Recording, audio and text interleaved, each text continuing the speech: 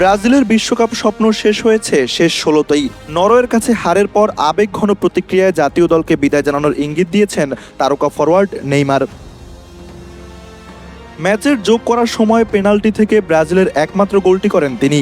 Match শেষে গ্লোভা টিভিকে দেওয়া এক সাক্ষাৎকারে নেইমার বলেন, বিশ্বকাপ জয়ের স্বপ্নের ইতি ঘটেছে, এখন সব শেষ। এখানেই আমার শুরু হয়েছিল, এখানেই শেষ হলো। ২০১০ সালে যুক্তরাষ্ট্রের বিপক্ষে নিউ জার্সির মেটলাইফ স্টেডিয়ামে ব্রাজিলের জার্সিতে অভিষেক হয়েছিল নেইমারের। ১৬ বছর পর একই স্টেডিয়ামে এমন বিদায়ী বার্তা তার আন্তর্জাতিক ক্যারিয়ারের সমাপ্তির ইঙ্গিত হিসেবেই দেখছেন অনেকেই।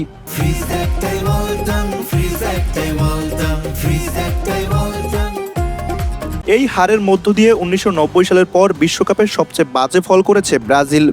ফলে শিরোপার অপেক্ষাও আরও দীর্ঘ হল সেলেসাওদের। ব্যক্তিগতভাবেও এটি নেইমারের জন্য এক বেদনাদায়ক অধ্যায়।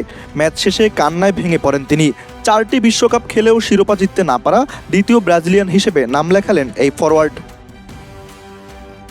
যদি এটাই তার আনুষ্ঠানিক বিদায় হয়ে থাকে, তবে ব্রাজিলের হয়ে নেইমারের আন্তর্জাতিক ক্যারিয়ার শেষ হবে ১৩০ ম্যাচে ৮০ গোল ও ৫৮টি অ্যাসিস্ট নিয়ে। জাতীয় দলের হয়ে তার একমাত্র শিরোপা ২০১৩ সালের কনফেডারেশনস কাপ। এছাড়া ২০১৬ সালের রিও অলিম্পিকে অনূর্ধ্ব ২৩ দলকে নেতৃত্ব দিয়ে ব্রাজিলকে এনে দিয়েছিলেন ঐতিহাসিক স্বর্ণপদক।